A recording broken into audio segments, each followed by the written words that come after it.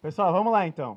Então, a gente escolheu para essa última mesa começar a discutir o tema a atualidade do comunismo, que é o que eu vou tentar falar um pouco aqui para vocês. Eu fiquei pensando, depois das excelentes mesas que a gente teve, eu fiquei pensando como começar essa mesa aqui sobre a atualidade do comunismo, particularmente a última que a gente teve com a Haddad. Entrou em muitos aspectos sobre a questão do comunismo, e, na verdade, aqui nessa mesa a gente vai centrar um pouco nos aspectos mais, digamos, filosóficos da nossa doutrina comunista. E a primeira ideia que me veio à mente, depois da empolgação de todo mundo das várias intervenções sobre a questão do comunismo, foi pensar que a gente vai começar uma batalha, né? Saindo daqui, que é de justamente defender as ideias do comunismo. É provável que, como a gente está num acampamento de juventude, você vai encontrar alguém ali que está influenciado pelas ideias da Globo, da academia ou de qualquer lugar para falar, não, comunismo não, isso aí já foi testado, isso aí não dá certo. E o que a gente vai tentar se armar um pouco nessa mesa é para responder isso da melhor maneira possível. Eu queria pedir licença para vocês para começar contando uma história, na verdade. De um pensador para ajudar a gente a responder essa questão. É um pensador da matemática. O nome dele é Pierre de Fermat. Então, é uma história de uma espécie de um mistério da matemática que, de alguma maneira, talvez ajude a gente a refletir essa questão do comunismo. O que aconteceu? Esse Pierre de Fermat nem era um matemático, era um pensador, estudou direito e tal, mas ele era muito interessado em matemática. E ele estava estudando lá os filósofos da antiguidade, os grandes matemáticos. Ele era apaixonado pela teoria dos números e estava fazendo um estudo sobre isso. Aí ele chegou num negócio de matemática que a gente conhece, que é o Teorema de Pitágoras. Né? A² mais B² igual a C². Mesmo os que não conhecem muito como eu, às vezes conhecem esse teorema simples. Aí isso era uma verdade, né, que veio lá da antiguidade, Teorema de Pitágoras. Aí ele falou assim, bom, essa fórmula é A² B² igual a C². Aí ele estava filosofando e ele pensou, e se for ao cubo? Quer dizer, se eu aumentar um númerozinho ali na fórmula, então A ao cubo mais B ao cubo igual a C ao cubo. Aí ele falou, essa fórmula não vai dar certo. Aí ele falou, e se aumentar mais um? 4. Não dá certo. 5, não dá certo. Aí que começa o mistério. Porque ele falou assim, eu descobri que só se for o número 2, né, só se for ao quadrado a fórmula dá certo. Se for qualquer outro número inteiro, não dá certo a fórmula.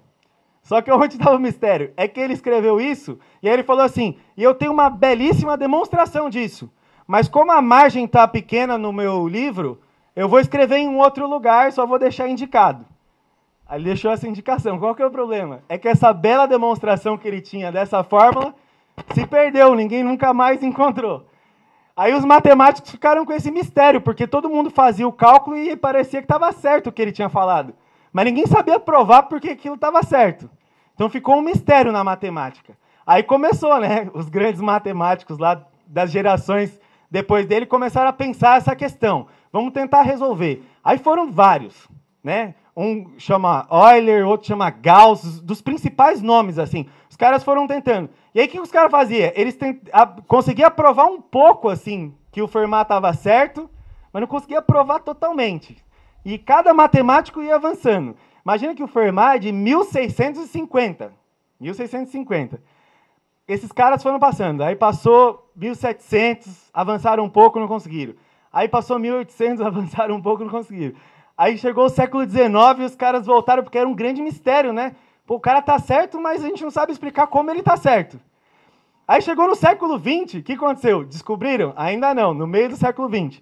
Só que teve 2 outros matemáticos que estavam estudando uma outra coisa, que não tinha nada a ver com a fórmula do Fermat, e eles chegaram a uma conclusão matemática lá. Eu vou até ler, que eu mesmo não saberia explicar exatamente. Olha a conclusão que eles... Mas isso não é tão importante. Mas eles chegaram na seguinte conclusão, ó. Toda função elíptica é modular. Uma conclusão da matemática que não tinha a ver com Fermat.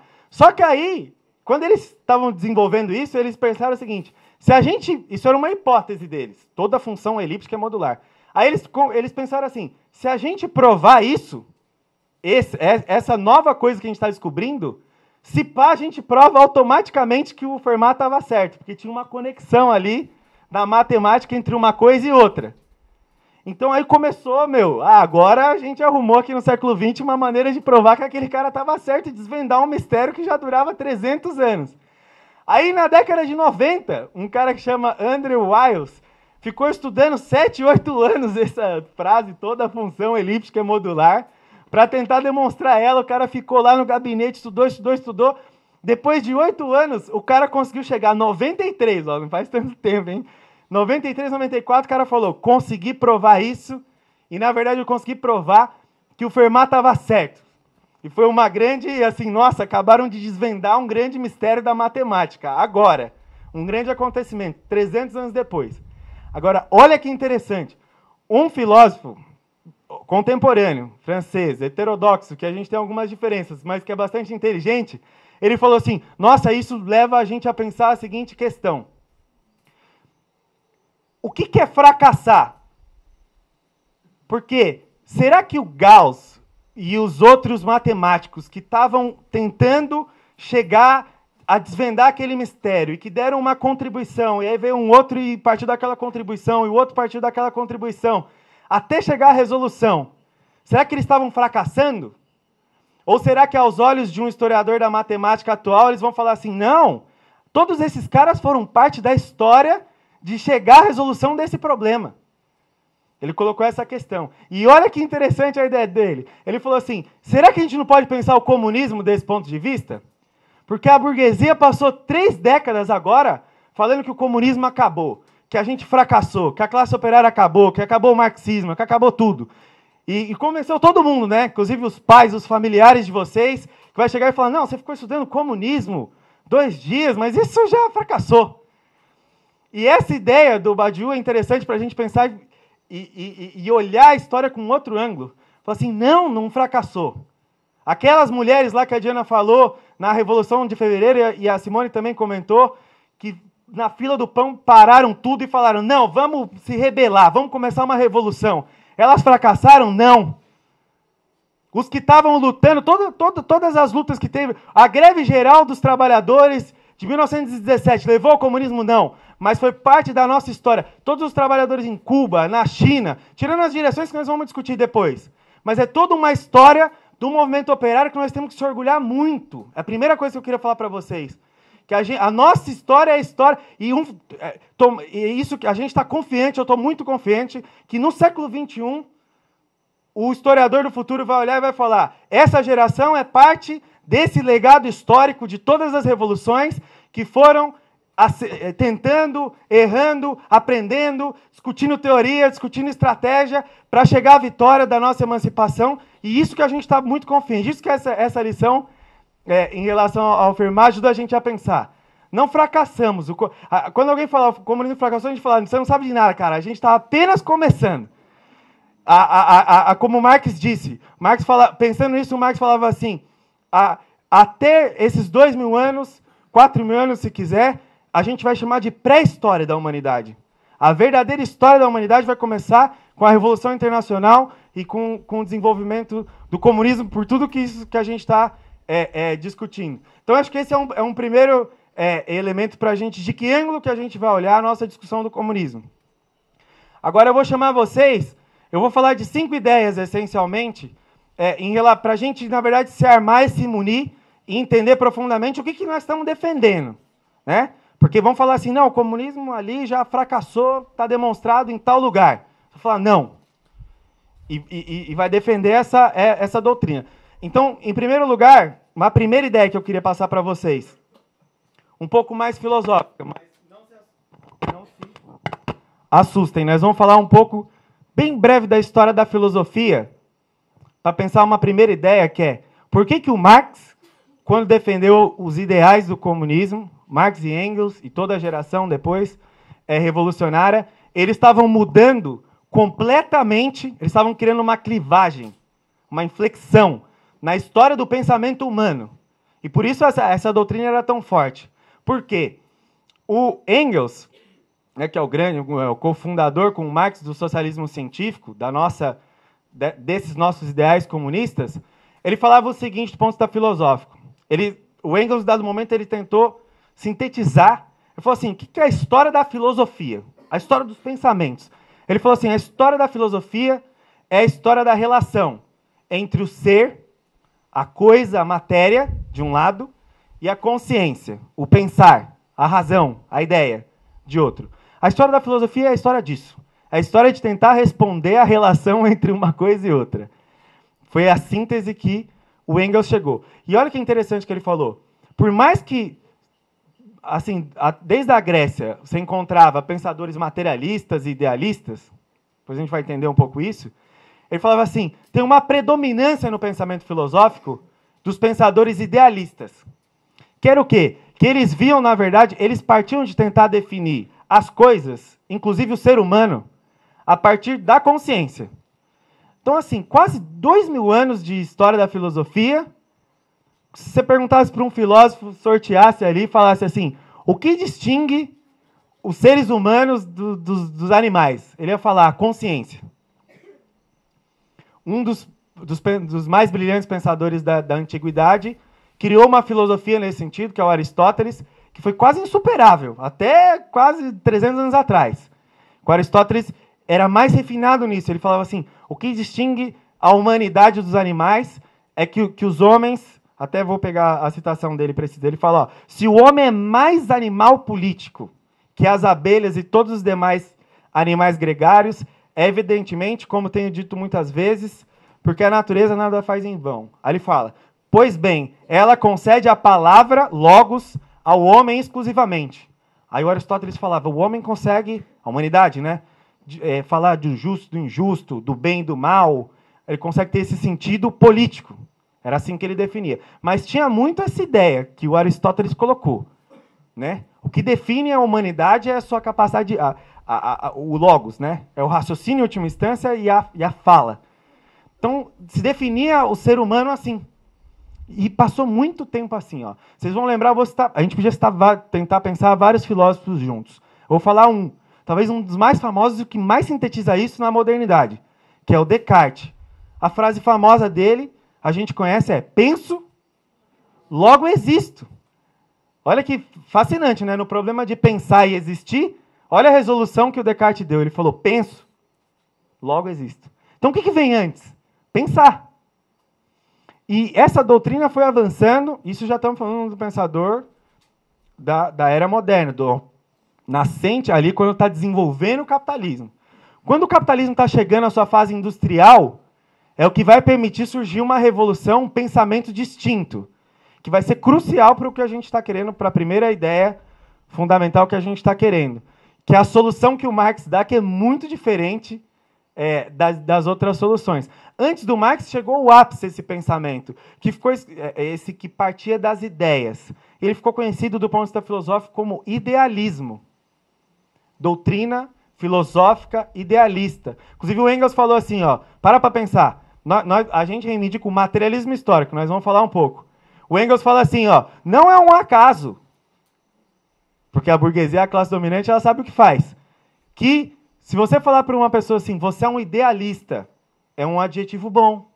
Fala, nossa, o cara ele tem ideais. Se você falar, você é um materialista, é uma coisa ruim, né? Uma pessoa mesquinha.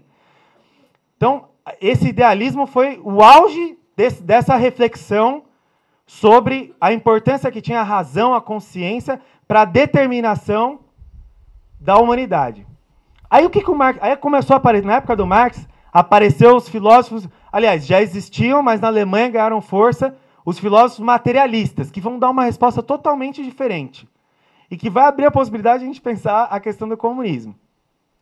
O que o Marx foi o signo fundamental dessa mudança? O Marx falou assim, não concordo com os que estão falando que o que define a humanidade é a sua consciência. Eu vou falar um pouco aqui na ideologia alemã, quem pegou o livro vai lembrar, que o Marx dá uma resposta bastante... Isso pode deixar. Ele dá uma resposta bastante...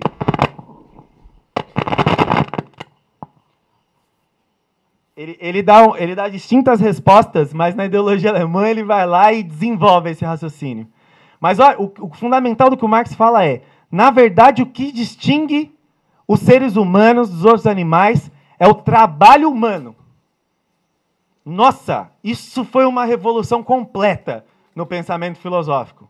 Isso vai fazer com que não dá para filosofar depois dessa conclusão da mesma maneira, que foi uma clivagem. Eu vou ler o que o Marx falou na sua maior obra, O Capital. É simples. Inclusive, ele vai, de certa forma, fazer uma alusão ao Aristóteles, que eu citei. O Marx fala assim, ó, mas que trabalho? Ele fala assim, pressupomos o trabalho humano sobre forma exclusivamente... Pressupomos o trabalho sobre forma exclusivamente humana. Aí olha a metáfora que ele usa. Uma aranha executa operações semelhantes às do tecelão. E a abelha supera mais de um arquiteto ao construir sua colmeia. Mas o que distingue o pior arquiteto da melhor abelha é que ele figura na mente sua construção antes de transformá-la em realidade. No fim do processo de trabalho, aparece um resultado que já existia antes, idealmente, na imaginação do trabalhador. Aí olha o que o Marx está falando, ele fala assim, a abelha é incrível, ela vai lá e faz a colmeia. O problema é que passa 1000 anos, e aí você vai ver ela fazer a colmeia dela, ela faz a mesma colmeia. Fala, o que distingue a humanidade é que ela trabalha, não é que ela imagina. Isso que é a diferença do Marx, ele não está falando, o que distingue os seres humanos é que eles vão lá e imaginam um prédio. Não, é que eles imaginam e constroem esse prédio. E daqui a pouco ele imagina de outro jeito, idealiza, pensa e fala, vou construir de novo. Isso distingue os seres humanos de todos os outros. Então olha que interessante, hein? Depois a gente vai falar da classe trabalhadora, essa classe que o Marx falou, que tem a capacidade de revolucionar todas as condições dentro de uma sociedade. Mas filosoficamente, essa é a primeira ideia. O Marx estava partindo de falar... A grande questão que a gente tem que entender é a importância do trabalho humano, da centralidade do trabalho na sociedade. Aí ele vai explicar isso na ideologia alemã. Vou passar rápido só para a gente relembrar. Porque ele fala assim, bom, então se a gente fosse quase assim, pensar a história da humanidade, vai vir uma pessoa, isso é um grande debate, você vai ver na academia, nas escolas de filosofia, vai ver alguém falar, não é trabalho, é consciência, é razão, é não sei o quê. E como é que você prova? E vira um debate infinito, e os filósofos estão lá. O Marx fala assim, não, a gente tem que partir de um pressuposto. Primeiro pressuposto, existem homens e mulheres reais. Antes de a gente pensar em qualquer coisa, eles existem. Aí tem um primeiro fato histórico, é assim que ele fala na ideologia alemã. Primeiro pressuposto. Aí ele fala, primeiro fato histórico. Eles vão lá e produzem suas condições de existência. A primeira coisa que ele pensa, não é que ele senta na academia e fala assim, deixa eu entender o que difere a humanidade dos animais. Não é a primeira coisa que ele pensa. A primeira coisa que ele pensa, ele fala assim, eu tenho que viver, eu tenho que morar, eu tenho que me vestir. E aí eles começam a trabalhar. Aí o Marx vai falar assim, então, antes que a gente pense no que eles se distinguem, os próprios homens e mulheres vão lá e se distinguem a partir do trabalho. Então essa é uma primeira ideia muito importante, assim, da conclusão, da base, inclusive, de onde a gente vai discutir a questão do comunismo. Então, no início, na Bíblia, João diz, no início era o verbo.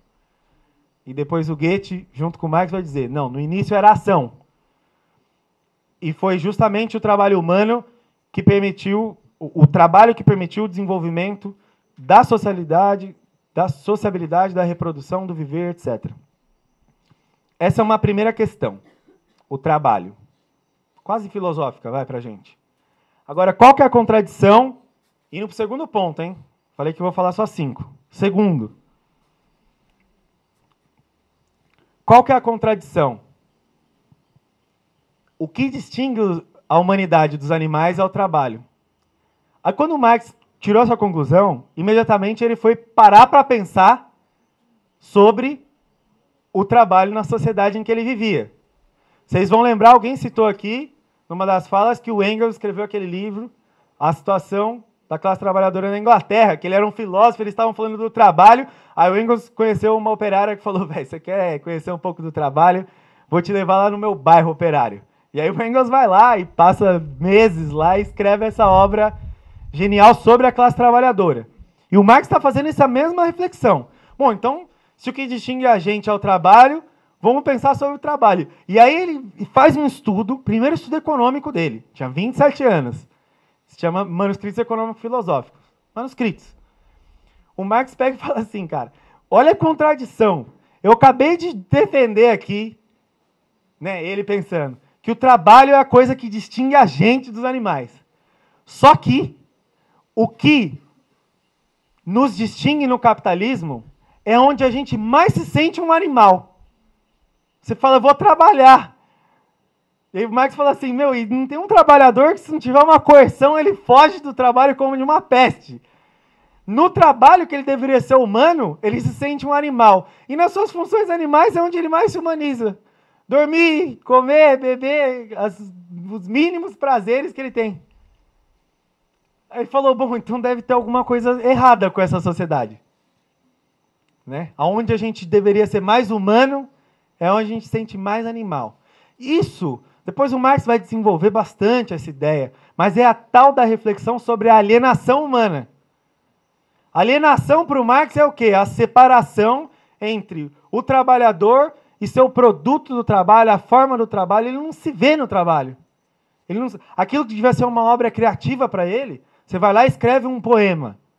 Termina, você vai lá, escreve, tem um trabalho de escrever, pensa, etc. Termina aquele trabalho, você se identifica com o seu trabalho.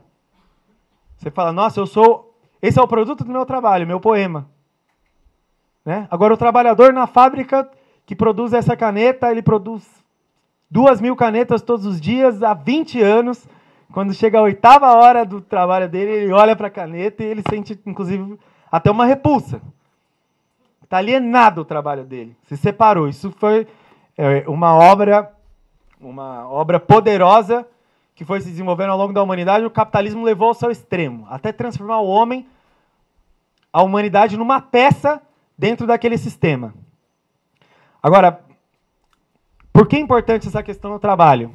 Então vamos fazer nesse segundo ponto, uma primeira incursão em relação à questão do comunismo, que todo mundo tem que entender, porque tem a ver com uma das passagens na ideologia alemã, que o Marx vai falar assim, não, então o que é o comunismo? Analisando então justamente a alienação do trabalho, o Marx vai fazer um histórico, uma espécie de reflexão sobre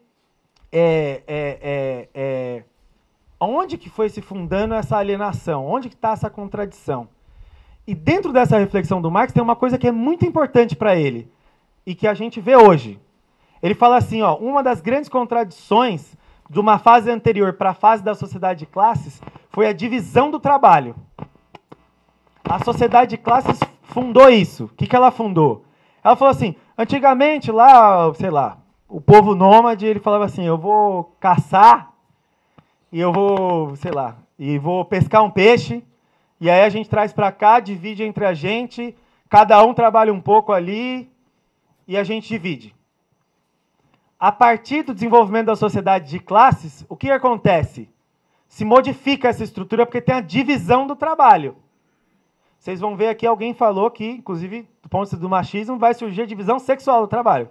Quando fala, não, a mulher fica na esfera privada e o homem na esfera pública. Mas essa divisão do trabalho, ela começa a dar esse elemento de falar assim, não, você agora, não é a sua potencialidade, você é tal peça dentro do nosso sistema aqui. E além disso, mais do que isso, vai surgir uma divisão intelectual e manual do trabalho. Porque vai começar a surgir excedente, vai surgir um setor dentro da sociedade que vai falar assim, opa, tem excedente, tem riqueza, então agora a gente controla e vamos botar uma galera armada aqui para defender nossa riqueza. E vamos botar uma galera armada...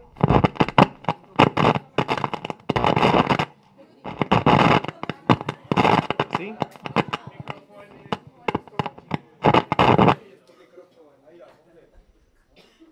Alô? Então, voltando. Esse desenvolvimento da divisão do trabalho. E vai ter uma galera armada para defender essa classe que vai começar a ser privilegiada. Vai surgir o embrião do Estado. Vamos trocar. Se eu falar assim um pouco enquanto troca, todo mundo ouve? Ouve sim, velho. Vai ter que ouvir. Se eu falar assim, ó, pessoal, vocês ouvem? Ó, então, vem aqui, ó. Vamos tentar concentrar que tá sem microfone. Então, na divisão, isso na sociedade. Então, tá surgindo um grupo. O grupo tá falando o quê? Tem riqueza, nós vamos se apropriar dessa riqueza. Aí surgiu divisão de classe. A partir disso vai surgir Estado, que é o quê? Um grupo de pessoas armadas para defender esses ricos. E esses ricos vão falar assim, vamos fazer uma divisão no trabalho. A gente pensa e vocês trabalham. Vamos fazer assim e aí a sociedade se desenvolve. Aí o Marx falou assim, essa é o fundamento crucial da alienação. A divisão intelectual e manual do trabalho. É um fundamento decisivo para a gente pensar justamente de onde vem a alienação. Aí que eu falei para vocês que ele vai falar do comunismo. Nessa primeira questão, discutindo a questão da divisão do trabalho. Ele fala assim, ó, essa primeira ideia, ele fala assim, ó.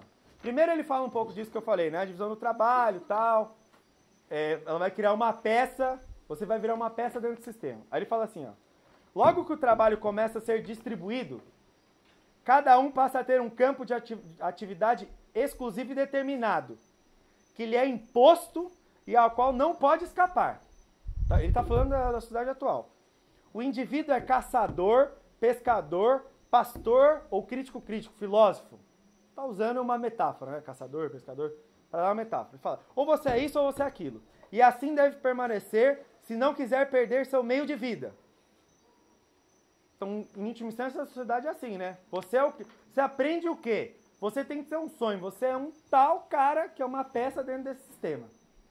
Aí ele fala assim, ao passo que...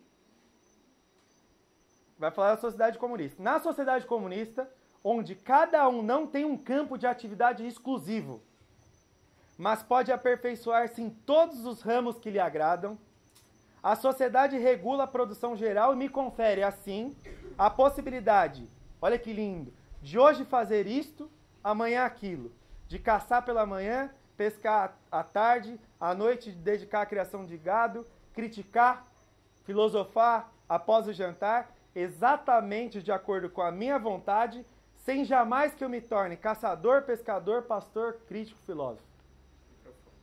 Então essa é a primeira ideia sensacional que o Marx dá em relação à questão do comunismo. Olha que bonito, do ponto de vista do trabalho, hein? Que é o que a gente estava discutindo. Ele fala assim, a sociedade comunista, ela permite a humanidade omnilateral. Ou seja, você não se define mais, você não é uma peça. Você pode tentar expandir o máximo possível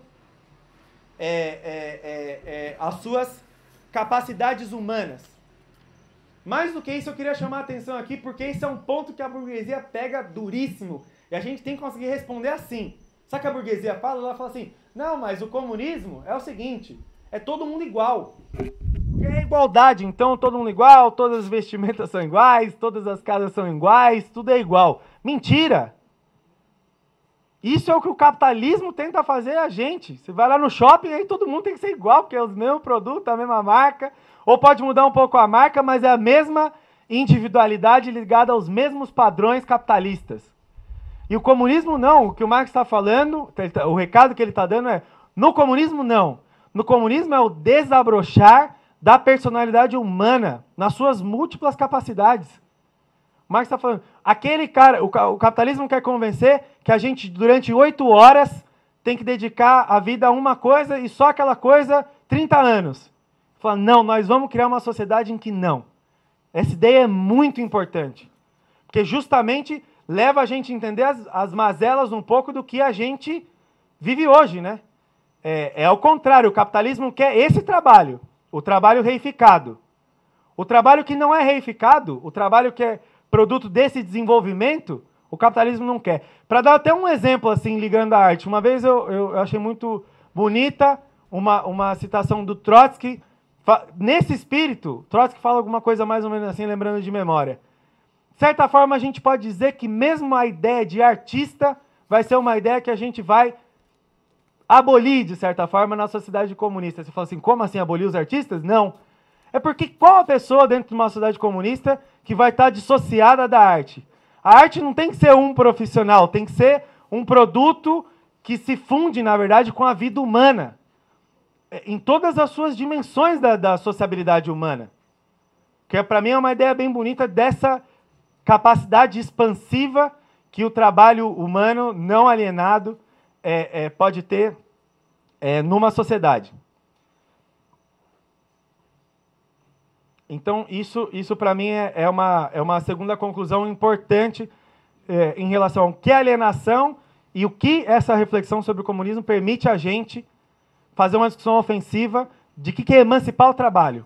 Fazer as nossas campanhas como a gente faz na Argentina, que estão fazendo uma campanha amplíssima de agitação, diminuir esse trabalho escravizado e aumentar as possibilidades humanas. Né? Porque o capitalismo é um sistema irracional, em que todos os avanços produtivos, tecnológicos, ele, em vez de servir para você ter mais tempo, para conseguir dedicar a tudo que você gosta, a arte, a cultura, ao lazer, as amizades, ele serve para quê? Para você trabalhar mais, para ter mais reforma trabalhista e para ter mais lucro. Um sistema completamente irracional. Essa é a segunda ideia. Vou para a terceira. Olha que interessante que isso que o Marx está falando também dá um ponto de vista sobre a história, sobre todo o desenvolvimento histórico. Por quê? Porque filosoficamente, até então, como se fazia história? Como se olhava para a história? Se olhava para o desenvolvimento da consciência humana. Então parecia que a história era um cara que foi lá e inventou uma coisa, ou então o grande imperador que fez tal guerra. Não sei se vocês já viram um poema lindo do Brecht, que ele problematiza, o poema chama Perguntas de um Operário que Lê. Ele fala assim, mas espera aí, o cara foi lá e conquistou tal reino, mas ele sozinho? Ou não tinha um cozinheiro com ele, não tinha um soldado, não tinha... o rei tal construiu a muralha da China, mas quem? Ele construiu? Foi lá e botou os tijolinhos? Ou tinha classe trabalhadora aí? Então é uma outra perspectiva da gente olhar o próprio desenvolvimento da história. E aqui eu vou querer ler uma passagem para vocês.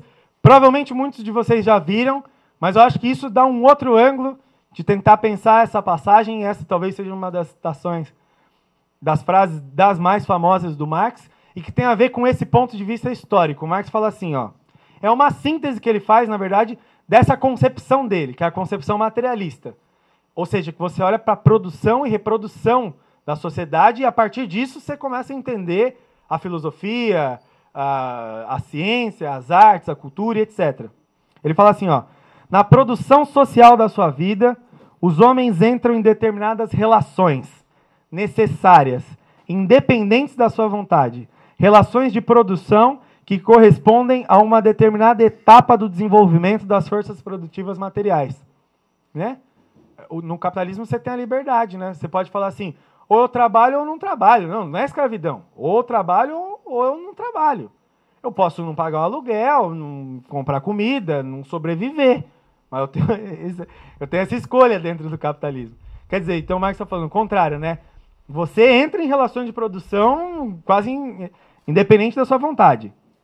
Aí ele fala assim, a totalidade dessas relações de produção forma a estrutura econômica da sociedade, a base real sobre a qual se ergue uma superestrutura jurídica e política, e a qual correspondem determinadas formas de consciência social. O modo de produção da vida material é que condiciona o processo da vida social, política e espiritual. O modo de produção da vida material é o que vai condicionar as outras esferas. Política, cultural e social. Aí o Marx diz essa famosa frase, não é a consciência dos homens que determina o seu ser, mas, inversamente, o seu ser social que determina a consciência. Então essa é a síntese que o Marx faz. E de onde vem isso? Vem dessa reflexão que a gente está fazendo sobre o trabalho. Né? A produção e reprodução da sociedade é o que determina como ela vai pensar. Vocês vão ver que se a gente estivesse num país próspero, se a gente tivesse com 2%, 1% de emprego ou pleno emprego, provavelmente a pesquisa de popularidade do governo Temer não seria tão baixa como está agora. Agora, vivendo num país em que você está com 14 milhões de desempregados, você chega lá na sua casa, tem todos os tipos de problema social, você começa a encontrar fome, você anda no Rio de Janeiro, que é as 1000 maravilhas, e você vê as 1000 maravilhas do capitalismo, que são uma série de contradições, que são os assassinatos, as mortes, as mazelas, as misérias. Aí você fala assim, bom, essa é a base material. Fala, bom, então agora eu vou criar uma opinião sobre essa sociedade. Então, a base material, o ser social, é que determina a consciência de uma época. Isso é muito importante, é uma conclusão bem materialista do Marx. Sabe o que isso leva o Marx a pensar? Do ponto de vista ainda histórico, que ele também cria uma leitura da história que também é completamente inovadora. Quem já leu o manifesto, viu que o Marx começa o manifesto falando assim, a história de todas as sociedades até hoje é a história da luta de classe. Parece um panfleto, né? O cara está fazendo uma propaganda. Não, o Marx está falando uma coisa que é profundamente calcada em uma base, uma grande reflexão filosófica, se você quiser. Ele está falando, qual o motor da história? Para alguns filósofos era a religião, para outros, e nesse sentido, era Deus, para outros era a ciência, para os outros era a palavra, a oratória. E o Marx fala, o motor da história é a revolução. Isso dá um ponto de vista totalmente distinto. Inclusive para a gente discutir com os nossos inimigos da burguesia, porque eles vivem querendo convencer a gente que a história acabou agora.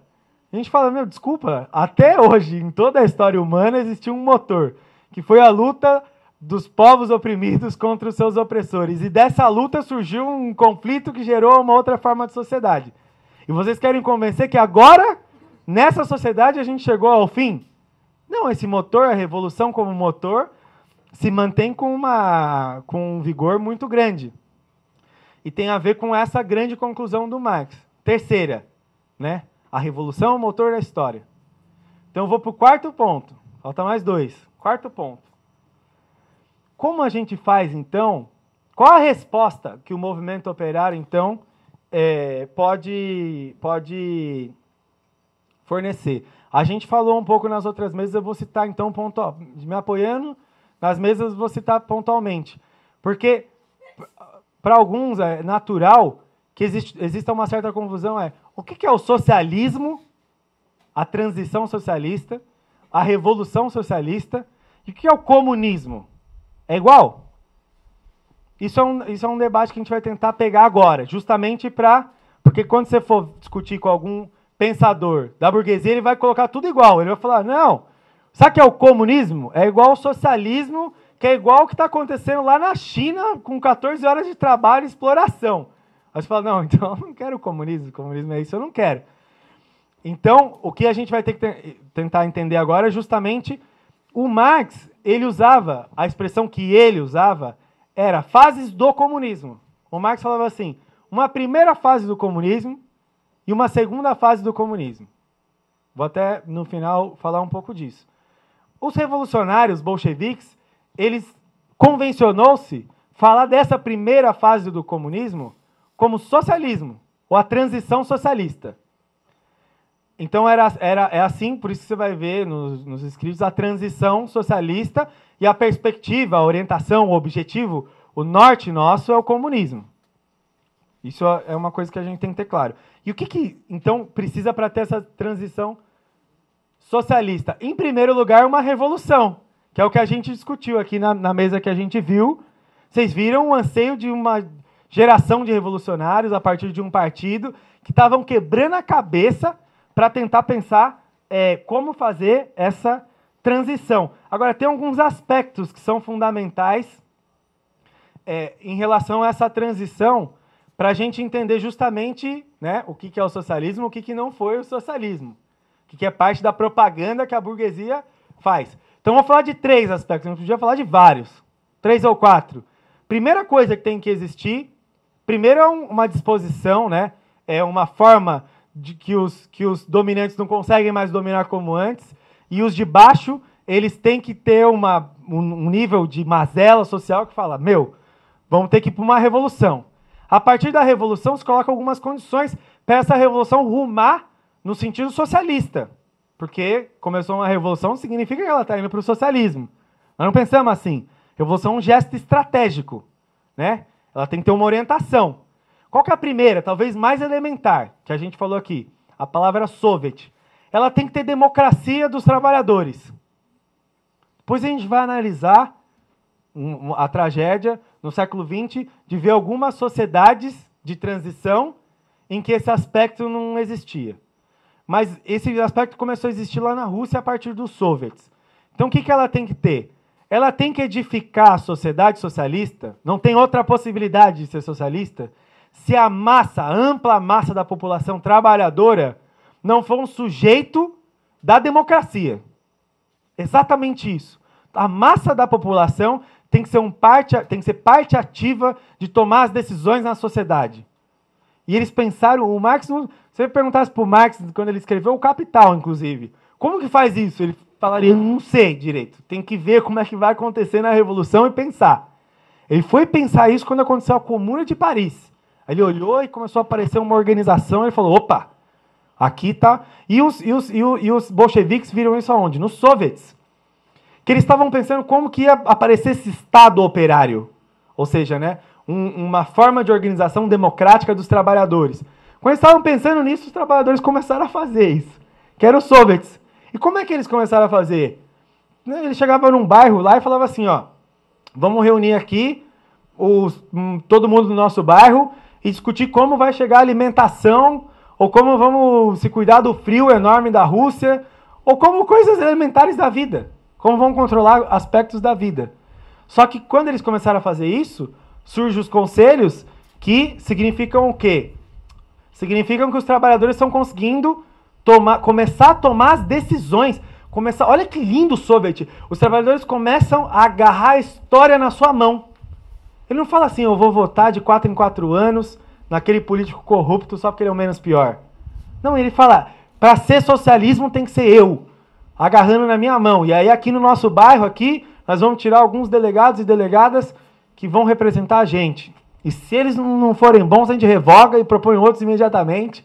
E no outro bairro assim e assim por diante. E quando você vê, está toda a massa trabalhadora participando das decisões. Então esse é um aspecto fundamental. A democracia operária. Um segundo aspecto. O capitalismo, a ideia da transição socialista, ela nasce das próprias contradições e potencialidades que o capitalismo colocou na humanidade. O capitalismo conseguiu criar monopólios imensos. Imagina se você, há 2 séculos atrás, falasse assim, eu vou querer acabar com a fome num país. Nossa, ia ter que ter um planejamento, como eu vou fazer com o transporte, como eu vou fazer com não sei o quê, como eu vou produzir. Hoje em dia você consegue produzir com uma facilidade enorme. Não acabar com a fome, isso é uma coisa fácil. Ou produzir condições de existência, de sociabilidade muito mais elevadas. A gente viu aqui a Revolução Russa deu um salto estratosférico rapidamente em poucos anos, porque não é irracionalidade capitalista. No capitalismo você tem que ir lá e produzir a caneta, a camiseta, o carro, não para satisfazer uma necessidade humana real, mas para satisfazer o lucro de determinado empresário. Então ele cria um objeto porque ele quer lucrar. Aí depois de criar, ele cria a publicidade, o marketing, uma indústria cultural, ele coloca uma atriz, um ator com aquela marca, ele faz de tudo para te convencer a comprar aquele produto. Essa é a irracionalidade do sistema. Porque o socialismo é muito superior ao capitalismo. Porque a economia é planificada.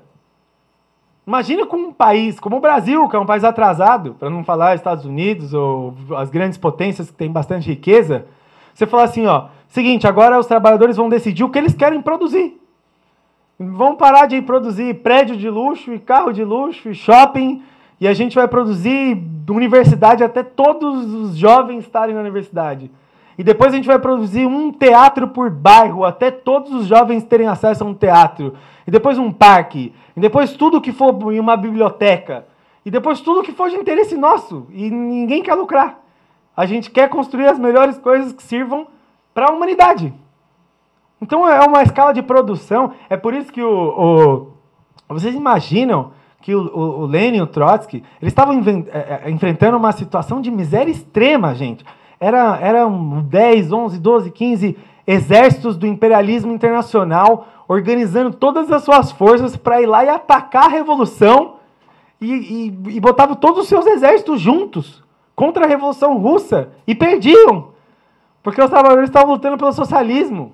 Era mais forte, vencia tudo.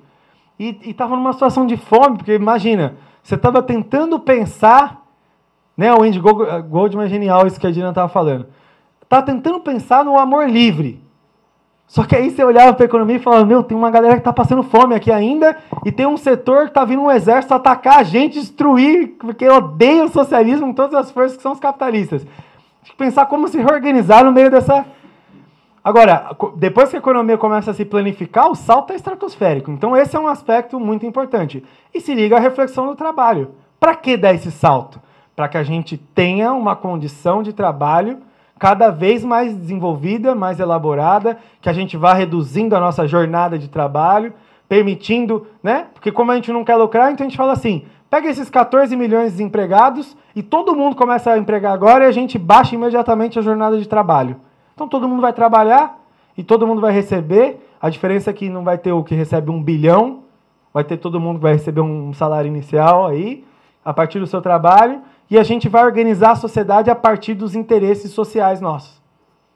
Fantástico. Planificação da economia. Por isso o socialismo significa esse salto, uma potencialidade muito grande. E também, e coloca um outro aspecto, do ponto de vista cultural.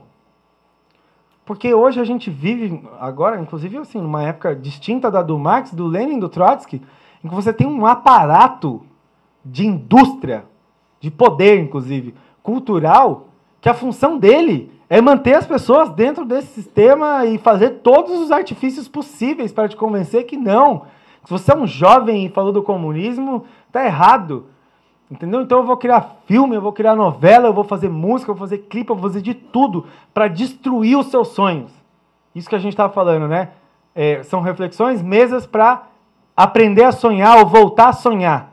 E a burguesia usa toda a sua força, toda a sua energia cultural para destruir isso em você. Até colocar você dentro de uma família e você falar, realmente acabou a minha infância, e você falar, meu, agora eu não saio mais, porque não dá, e daqui a pouco você está ali, um pouco mais velho, falando, puta, minha vida passou. Pronto, aí a burguesia venceu. É o plano dela, né? E para isso ela vai utilizar todas as divisões, vai desenvolver a ideologia mais machista, mais racista, mais LGBTfóbica, vai utilizar essas opressões justamente para desmoralizar completamente, em particular a juventude. Em particular a juventude, mas o conjunto da classe trabalhadora. E o socialismo não. O socialismo é justamente a potencialidade cultural. Uma vez o Trotsky falou uma coisa que parece uma coisa impressionante, uma dessas loucuras que a gente estava discutindo. Ele fala assim, a revolução, o comunismo, nosso objetivo do ponto de vista cultural é elevar o conjunto da humanidade ao patamar que apenas alguns gênios isolados conseguiram atingir. Olha que bonito. Não é um gênio a mais. E no comunismo tem 10 gênios, e no capitalismo tinha um. Não. É levar a humanidade. Por que todos? Todos aqui, é provável que muitos aqui, maioria, inclusive de jovens, você vai lá e escreve um poema, você escreve uma música, você escreve uma carta. E sabe o que você faz com isso? Você dobra e coloca na gaveta. Sabe por quê? Porque você tem certeza que o sistema odeia isso. Ele odeia. Você fala, não vou nem apresentar isso para a sociedade. Porque o que ele quer é o meu trabalho de 8 horas. Isso ele quer. Agora, a minha criatividade humana, tudo que eu sonho, tudo que eu penso, quando eu deito lá no travesseiro, quando eu estou aqui no acampamento, isso ele não quer, isso ele vai tentar desmoralizar. Então, o salto cultural que se permite... Imagina que os bolcheviques estavam fazendo a apresentação do concretismo russo, quase a pintura abstrata, em 1919, no meio do comunismo de guerra, no meio da guerra. Estavam preocupados em pensar essas questões. É parte desse avanço que a transição socialista, hein? Que eu estou falando ainda é no terreno da transição socialista. Pode permitir, evidentemente, por isso os aspectos estratégicos para atingir isso são fundamentais. Como a gente estava discutindo, né? Sem um partido revolucionário, sem uma direção, sem a Revolução Internacional, é impossível você fazer isso. Como que você pode desenvolver isso dentro de um país? Aí você olha para o país do lado, está o capitalismo solto. Você fala, não, mas aqui é o socialismo, está tranquilo, nós estamos se emancipando, tem a exploração, 14 horas de trabalho aqui do lado, mas tudo bem, aqui é o socialismo. Não tem como. Inclusive porque a economia mundial nunca vai permitir isso. Os capitalistas vão querer esmagar. Quanto mais eles veem a força no socialismo, mais eles vão falar, não, vamos usar toda a nossa capacidade para esmagar. Imagina quando você está fazendo uma greve. Você está fazendo uma greve. Você vai lá numa fábrica, num local de trabalho, num curso, faz uma greve. Num curso lá seu, você está na faculdade, faz uma greve. Todos os diretores, a reitoria, às vezes até o governo, eles vão se juntar para acabar com aquela greve. Porque tem medo. Imagina um Estado, um país socialista. Aí que vai juntar todas as potências para tentar atacar. Por isso a Revolução Internacional. Então, isso são os aspectos fundamentais desse quarto ponto que eu queria colocar, né? Que seria da transição socialista. Aí vocês devem estar perguntando, bom, mas teve essas tentativas de transição socialista. O que deu errado? Ou a União Soviética era socialista, era comunista? A Coreia do Norte? Todo mundo ouve isso, né? Ah, não, porque você escreve alguma coisa no Facebook, vai alguém, você postou lá no Esquerda Diário, vai alguém aparecer e falar, por que você não vai para a Coreia do Norte? Você não vai para Cuba? Né?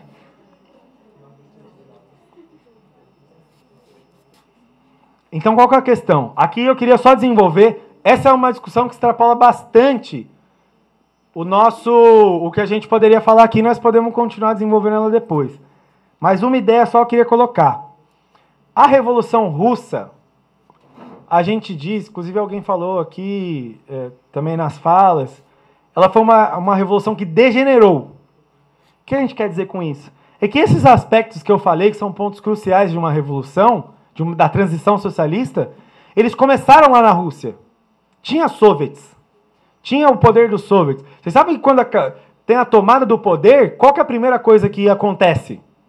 Eles fazem um congresso dos conselhos, né, desses conselhos soviets, e aí dali tiram um governo. Então tinha isso. Tinha a planificação da economia, tinha essa tentativa de revolução da cultura, questão da mulher, tudo que a gente está discutindo aqui.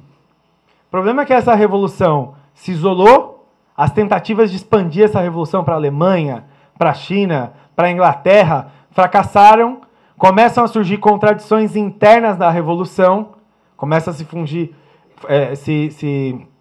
formar classes no interior dessa revolução socialista, camponeses ricos, tem que tomar medidas drásticas em relação à própria revolução, e a partir disso começa a surgir forças sociais que vão dar origem a uma burocracia. E o que é a burocracia, em última instância? Como ela se define? É uma casta privilegiada que se isola das massas. Isso, em última instância, é a burocracia. Imagina isso num Estado.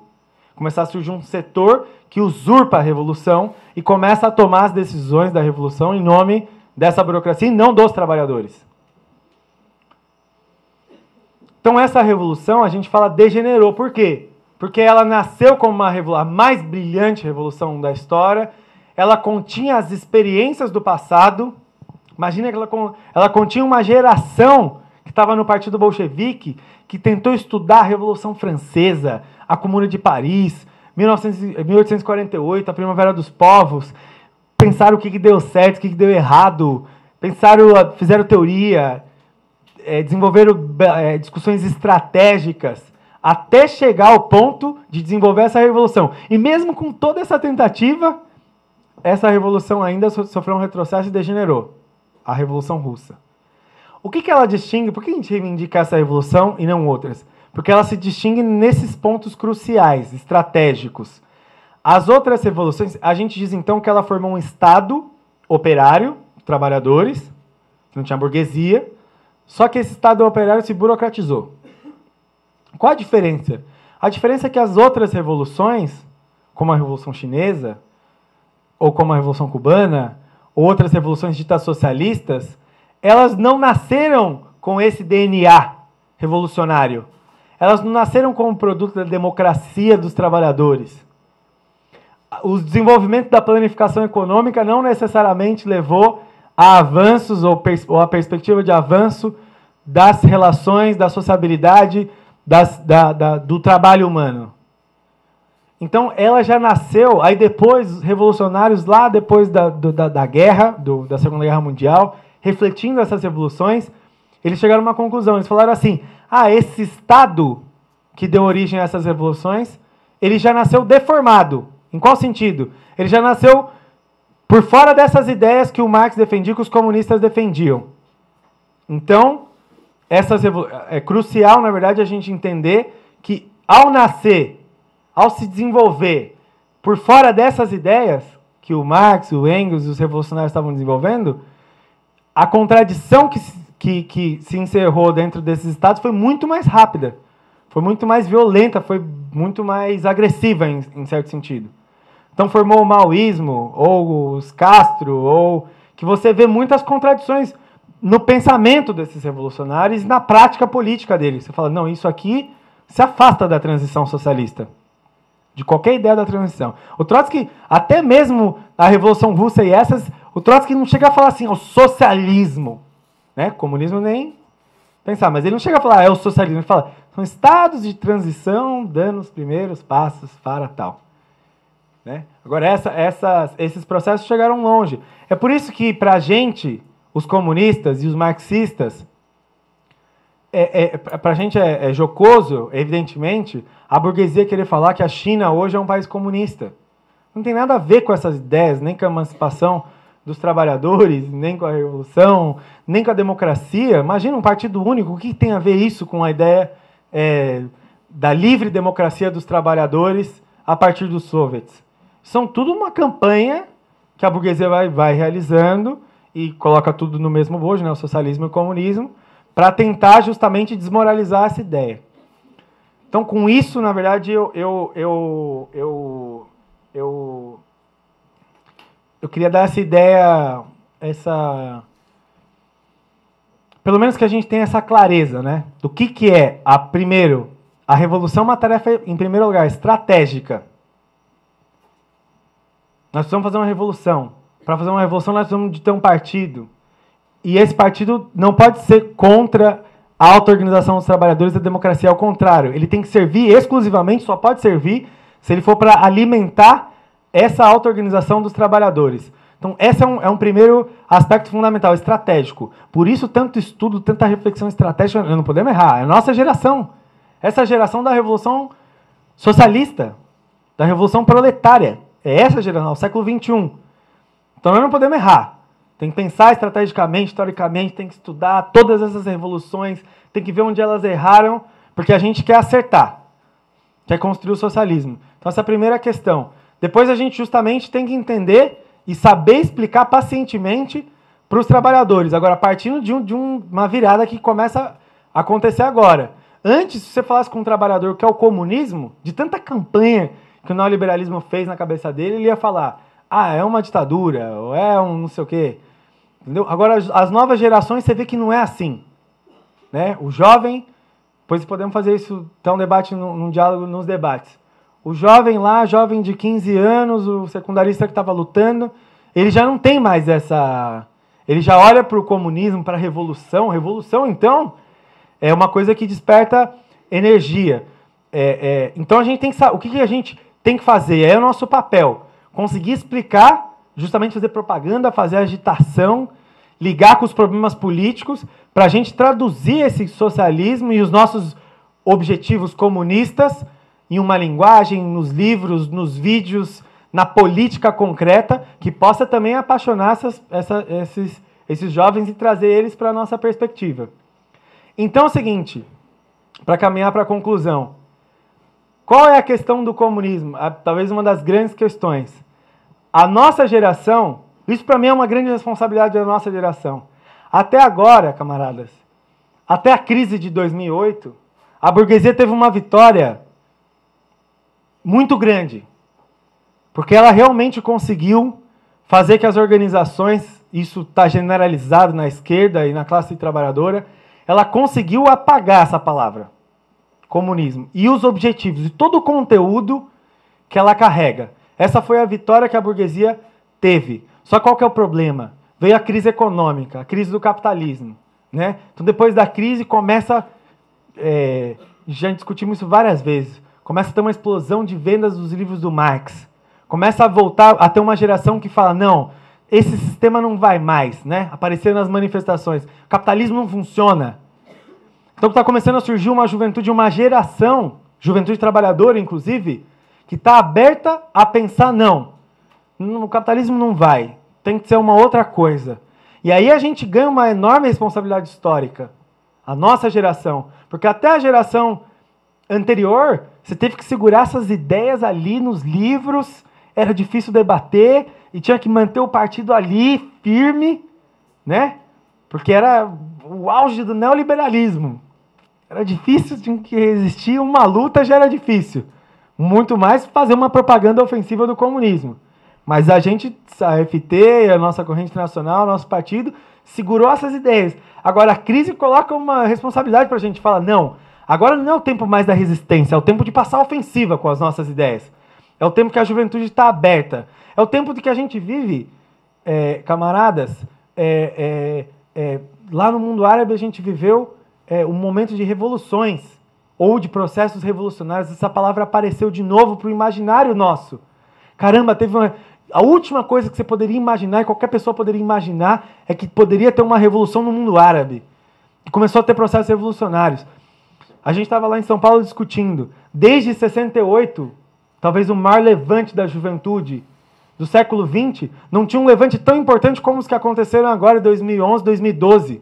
Então a juventude saiu, os indignados, Occupy Street, as lutas na América Latina. Não é um acaso que a juventude colocou sua personalidade no mundo. Falou, agora nós vamos discutir a questão da mulher, agora nós vamos discutir a questão negra, agora nós vamos discutir a questão da sexualidade. E começaram a surgir uma série de movimentos.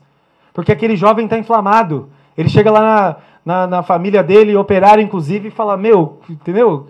Quero discutir tudo. E influencia a classe trabalhadora, influencia o conjunto da sociedade. O capitalismo começa a entrar em um estado de crise econômica, mas uma crise também que a gente chama de crise orgânica. Surgem formas de pensar e sentir o mundo de uma outra forma. Isso habilita cada vez mais justamente a gente a falar, não, se o mundo e tem uma geração que está começando a pensar dessa forma, é o momento da gente passar a ofensiva com as ideias do comunismo, que são as ideias do futuro. E retomar aquela primeira ideia que a gente falou, não, essa ideia não fracassou. Todas aquelas revoluções que passaram foram para dar mais confiança da gente, para a gente tirar mais lições de que agora a gente está para construir o século das revoluções socialistas vitoriosas. Essa é a tarefa que a gente tem. Então eu encerro falando agora justamente do comunismo. A gente falou da transição socialista e vou colocar só duas ideias, um conjunto de ideias, para a gente entender justamente o que o Marx vislumbrava para o comunismo. O Marx escreve, a sua grande obra, a grande crítica que o Marx escreve é O Capital. O Marx não escreve o livro O Comunismo, porque para o Marx e para o marxismo qual que era a tarefa? Você fazer a crítica violenta, arrasadora desse modo de produção atual.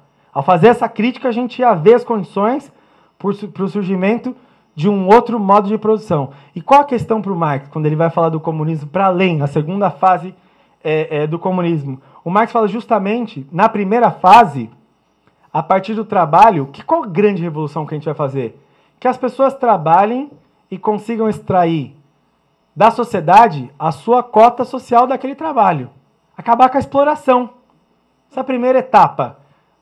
Hoje as pessoas trabalham, então eu produzo numa fábrica em um dia 1000 dessas canetas e o meu salário às vezes equivale a 10, 50 dessas canetas. O resto de tudo que eu produzo, todos os dias vai para onde? Para o lucro. O Marx fala, bom, a primeira fase, ela já coloca um elemento fundamental. Ela fala assim, acabar com as condições de exploração. Isso que a gente estava falando. Que a sociedade inteira trabalhe com um punho só para o desenvolvimento coletivo da sociedade. E nesse sentido, os limites do direito, Marx fala, até um limite do direito burguês quase, é o clássico, se você quiser, para usar a palavra burguês. Fala assim, o que é esse direito? Cada pessoa vai extrair da sociedade aquilo que ela produz. Que já é uma grande revolução. É você colocar fim à exploração. Agora o Marx vai além. A ideia do comunismo, então por isso a gente tem democracia de massas. Olha que o avanço histórico já seria dentro dos soviets, que as pessoas pudessem votar e a maioria definir uma coisa, a gente aplica na sociedade e desenvolve. Agora, o sonho do Marx mesmo, comunista, ele fala, é ir além. O que é ir além? É a gente construir uma sociedade em que não exista mais a noção de mercadoria, de dinheiro, de moeda, de valor, que você não quantifica mais a relação sua. Né? Eu faço um jantar para os meus camaradas e não falo assim, você vai poder comer isso, você 2 colheres de arroz, você não sei o que. Não, você cria relações sociais dentro, não de uma esfera privada, dentro da sociedade, em que a sociedade se vê como um produtor coletivo. E nesse sentido não quantifica. Você não produz uma mercadoria, você produz para a sociedade. Você entrega para a sociedade o que você acha que tem que entregar e você pega da sociedade o que você precisa. Esse era o ideal. Por isso até a noção de Estado, Marx fala, o Estado vai definhar. A gente vai construir um Estado operário, como a gente viu na outra palestra, para construir o código mais avançado que a gente conseguir de ordenamento social. E quando a gente atingir a máximo avanço cultural, ideológico, social, a gente vai rasgar esse código e falar, não precisamos mais de nenhum código. Porque o que vai prevalecer na sociedade é as relações livres entre, como diz o Marx, produtores e livremente associados. Então, só queria ler para vocês uma última passagem do Marx, que é uma talvez das mais bonitas, que justamente ele discute essa próxima fase superior do comunismo.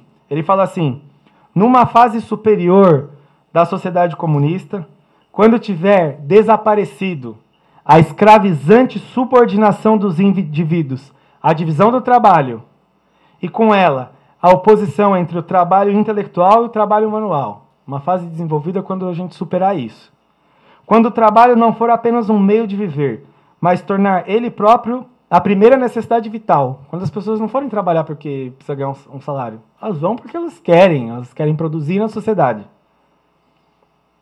Quando, com o desenvolvimento múltiplo dos indivíduos, as forças produtivas tiverem também aumentado e todas as fontes da riqueza coletiva brotarem com abundância, só então o limitado horizonte do direito burguês poderá ser definitivamente ultrapassado e a sociedade poderá escrever nas suas bandeiras, de cada um segundo suas capacidades, a cada um segundo suas necessidades.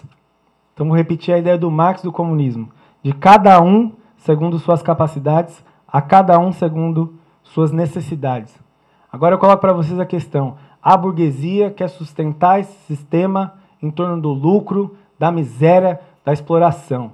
E existe centenas de jovens aqui e muitos outros que sonham com a frase do Marx de construir uma sociedade onde cada um ofereça todas as suas capacidades, toda a sua riqueza, extraia dessa sociedade o que é necessário para o seu pleno desenvolvimento. Essa ideia é forte e a gente pode ter certeza que com essa ideia e disputando essa ideia na sociedade e levando as bandeiras do comunismo, nós vamos construir, e inclusive isso é um chamado a todos, nós temos que construir, querer construir o maior partido comunista, revolucionário, trotskista do Brasil, ganhar ao máximo os corações e mentes dos trabalhadores com essa ideia que é forte, é da classe trabalhadora. O Marx escreveu cada uma dessas suas linhas, seus sacrifícios e tudo, para cada trabalhador. E se a gente levar essa ideia e pode ter essa confiança, nós vamos fazer essa revolução e vamos esmagar esse mundo medíocre da burguesia. Então todo jovem tem que, a partir de hoje, tomar essas ideias,